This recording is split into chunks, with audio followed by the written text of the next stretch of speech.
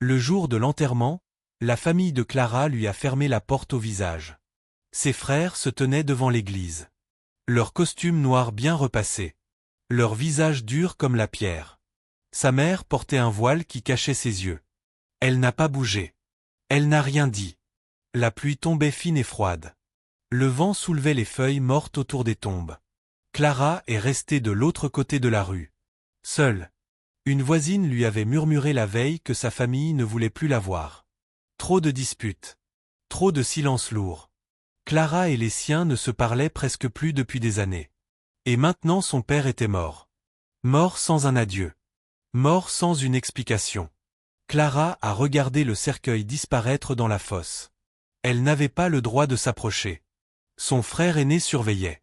La honte familiale devait rester à distance. C'était l'ordre. La tradition muette et cruelle. Quand la cérémonie s'est finie, la famille est partie en procession noire vers les voitures.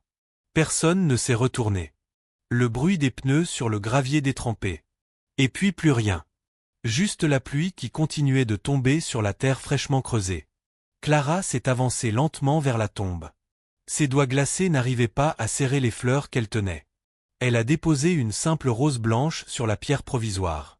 C'est à ce moment qu'une main a touché son coude. Elle s'est retournée. Un homme très vieux se tenait là. Un manteau trop grand. Un col relevé. Des yeux clairs qui ne sciaient pas. Il tenait une enveloppe brune à la main. Il a simplement dit qu'il connaissait son père depuis très longtemps.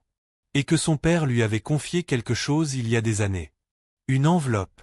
Avec des instructions très précises. À remettre seulement après sa mort. Seulement à Clara. Seulement à ce moment. Puis il s'est éloigné sans attendre de réponse. Ses pas écrasaient les flaques. Le brouillard l'a avalé au bout de l'allée. Clara est restée immobile sous la pluie.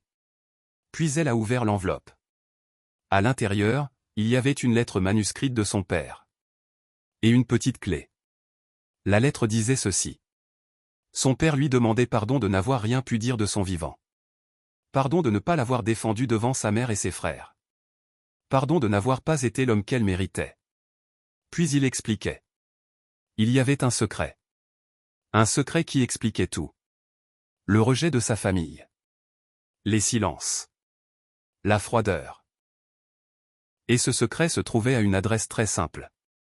Une maison ordinaire. Dans une petite ville à 1 heure de route. La clé ouvrait une boîte rangée dans le grenier. Et dans cette boîte, la vérité. Clara sentit son souffle se bloquer. La pluie coulait sur le papier. L'encre bavait. Mais les mots restaient lisibles. Brûlants. Elle est restée longtemps debout devant la tombe. Puis elle a marché vers sa voiture. Ses doigts tremblaient en mettant le contact. Les essuie-glaces battaient fort. La route était vide. Elle a roulé 1 heure sans s'arrêter.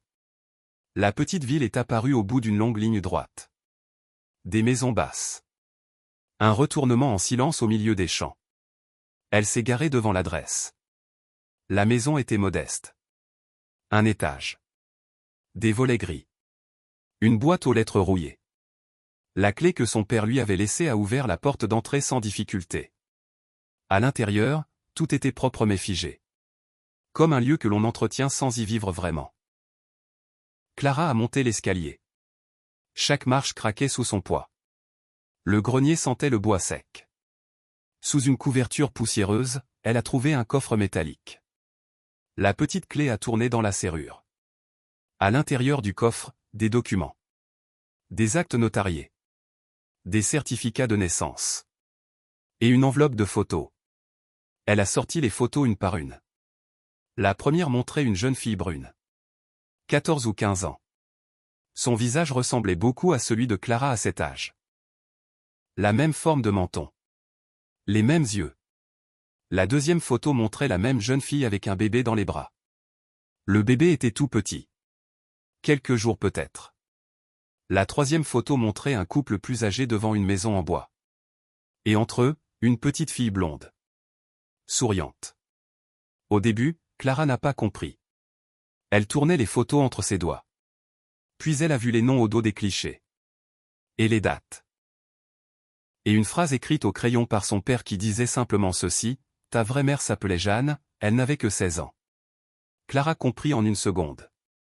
Sa vie entière bascula sur ce plancher de grenier poussiéreux. Elle n'était pas la fille de la femme qui l'avait rejetée. Sa mère, celle qui portait le voile à l'enterrement, n'était pas sa mère biologique. Son vrai père et Jeanne l'avaient eue très jeune. Trop jeune. La famille avait décidé de la reconnaître comme leur enfant légitime. Le mariage arrangé. Le nouveau couple. Le silence imposé à tous. Son père s'était tu pour protéger l'honneur familial. Mais toute sa vie, il avait porté cette vérité comme une braise dans la poitrine. Et maintenant, après sa mort, il lui rendait son histoire. Au fond du coffre, il y avait un dernier papier plié. Un petit mot de sa main qui répétait encore pardon. Et ces quelques mots, tu as le droit de savoir qui tu es, tu as le droit d'être libre. Clara est restée assise sur le plancher du grenier. Elle ne pleurait pas. Elle regardait le mur en face. Elle regardait en elle. Toute sa vie, ses frères et sa mère lui avaient fait sentir qu'elle n'était pas vraiment des leurs. Maintenant elle savait pourquoi. Mais au lieu de la détruire, cette vérité la rendait entière pour la première fois. Elle a rangé les papiers dans son sac. Elle a fermé le coffre. Elle est redescendue lentement. Elle a fermé la porte de la maison derrière elle. Sur le chemin du retour, elle s'est arrêtée dans une petite église de campagne vide. Elle s'est assise sur un banc de bois. Le silence était différent de celui du cimetière. Plus doux. Plus clair. Puis elle a repris la route. 1 an plus tard, Clara n'avait plus aucun contact avec ceux qui l'avaient chassée. Elle ne leur a rien révélé du secret. Elle ne leur devait rien. Elle avait retrouvé la trace de la famille de Jeanne. Des cousins éloignés. Des gens simples et chaleureux. Elle avait découvert où Jeanne reposait. Elle était allée se recueillir sur sa tombe. Elle lui avait parlé longtemps. Clara vit aujourd'hui dans une autre région. Elle travaille avec des enfants placés. Des enfants qui cherchent leurs origines comme elle a cherché les siennes. Elle les écoute sans jamais juger. Elle leur dit seulement ceci, la vérité peut être dure mais elle vous rend libre. Quant à son père, elle va sur sa tombe tous les ans. Elle y dépose une rose blanche. Et dans sa tête, elle lui dit merci. Pour avoir attendu la mort pour lui rendre la vie.